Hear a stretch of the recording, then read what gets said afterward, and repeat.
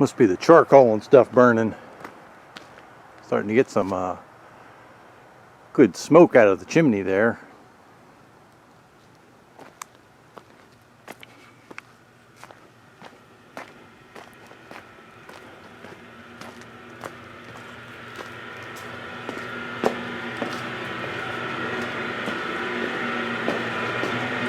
Stack temperature is up over 150.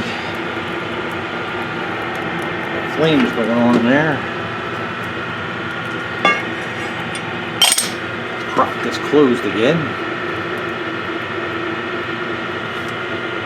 Might be time to. There's probably a bunch of anthracite piled up in the back here. Should probably move that towards the front a little bit maybe.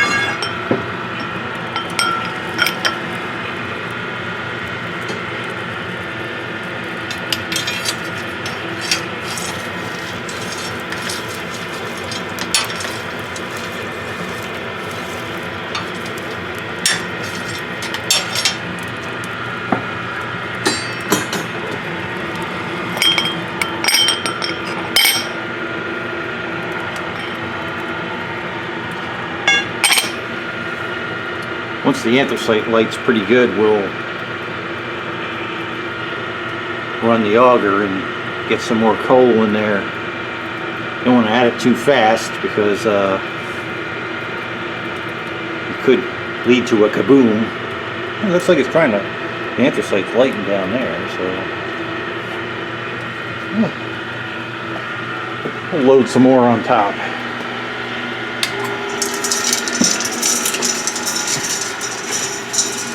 Checking in a little bit. Well, first, since you can probably see in there, you'll be able to see coal falling out of the feed tube. Hopefully you get a good shot of it. Maybe not. Oh well. Well, that's interesting. I went inside to download some of the pictures and put an update on the forum, and I just came out here again and the auger wasn't running. And I happened to notice there's a whole pile of ash and stuff all over the boiler. So thinking we must have had a sizable puffback.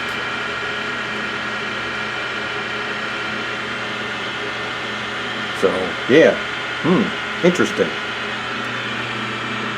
Not sure why, there wasn't that much fresh coal in there. I mean, as you can see, it's pretty well lit now. Let's put the camera up above the grate. See what's going on in there. I'm betting we might have some fire down there.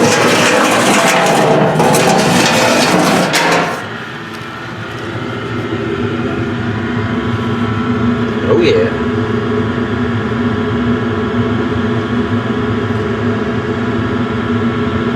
Well, so much for having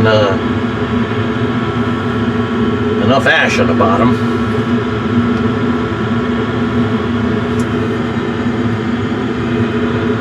Glowing pretty good down there. Hope it doesn't burn the ring out.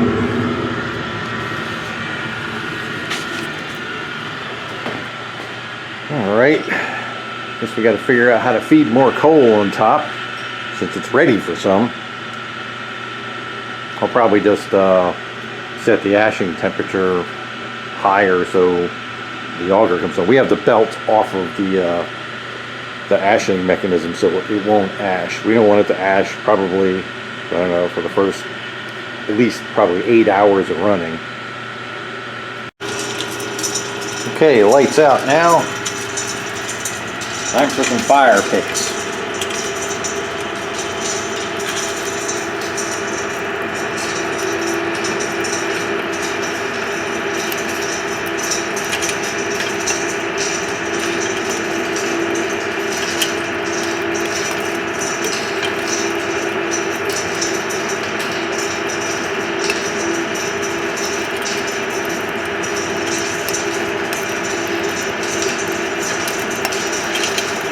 It's starting to get pretty close to full.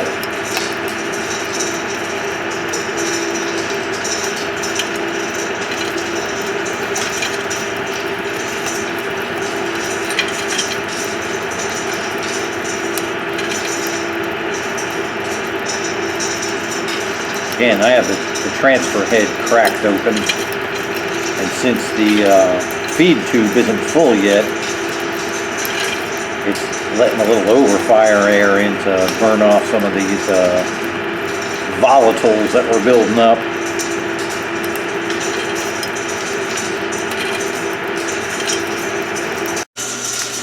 Okay, well, this will about do it. We're at the point where it's full now.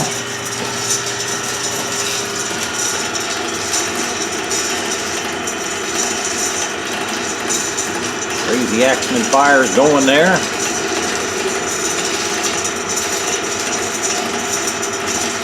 This one, for some reason, took a lot longer than usual. Maybe it was because of not having enough ash in the bottom to start it with, but this has been, to get to this point, it's been a little over 3 hours now.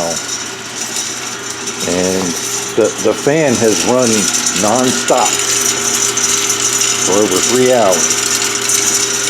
I had the auger on and off, and actually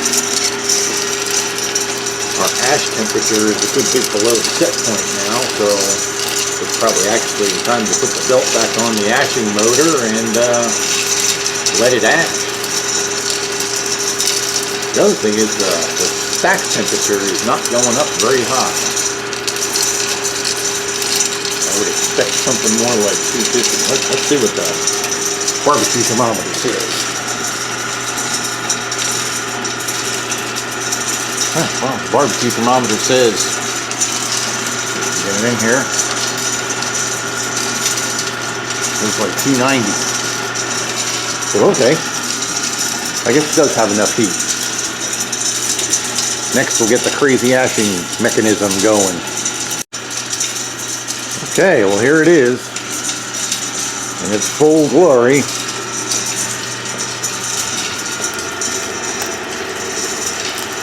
Nicely established fire.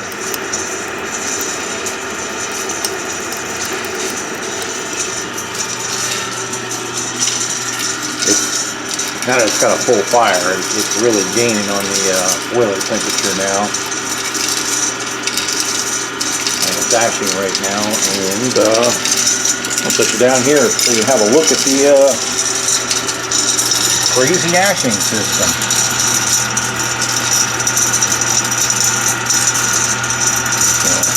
That's the 800 RPM motor, 1765 to 1 yellow flame gearbox, driving a shaft from an AHS S130 that runs the ashing. Normally they have a gear motor driving it, and then it comes out to this sprocket here which drives the ashing gear. As you can see, it's turning very, very, very slowly.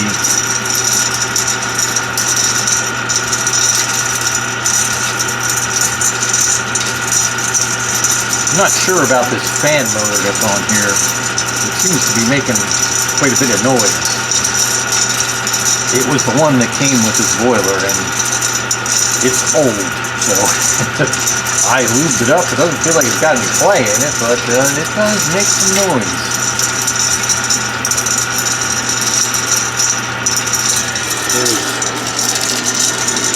Gear. One thing about doing it this way, and this doesn't really make any difference, is the ashing gear is turning this way now, turning clockwise. Normally the Axeman turns counterclockwise, but all it's doing is, dragging the grate forward and backward. It's still going to go forward and backwards no matter which way you turn this thing. That's why I took off the check pawl, because otherwise it would catch, and that would be a big problem. Okay, well that's it. Crazy bunch of AHS parts on the front. with an Axeman 130.